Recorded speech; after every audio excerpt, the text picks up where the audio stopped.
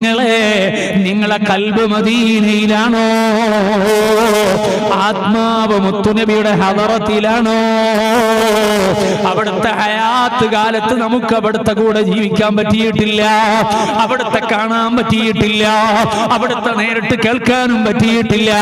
പക്ഷേ നമുക്ക് അവിടുത്തെ വിശ്വസിക്കാൻ പറ്റിയല്ലോ, അവിടുത്തെ ആവുന്നത് പോലെ സ്നേഹിക്കാൻ പറ്റുന്നുണ്ടല്ലോ, അവിടുത്തെ തിരുചര്യയെ കഴിയുന്നത് പോലെ മുറുകെ പിടിക്കുന്നുണ്ടല്ലോ. അത് വലിയ ഭാഗ്യമാണല്ലോ.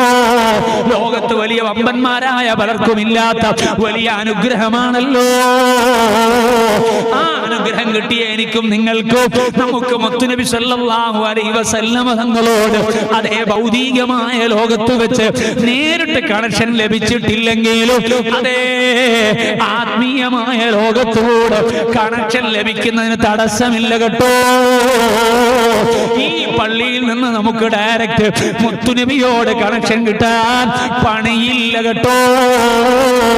അതുകൊണ്ട് അതോടെ മനസ്സിൽ മദീനയെ പതിപ്പിച്ചുകൊണ്ട് റൗളാ ശരീഫിനെ കൽബില് കണ്ടുകൊണ്ട് ഈ മജ്‌ലിസിലൊന്ന് കുറഞ്ഞ സമയം കൂടെ നിങ്ങൾ ഇരിക്കാമോ?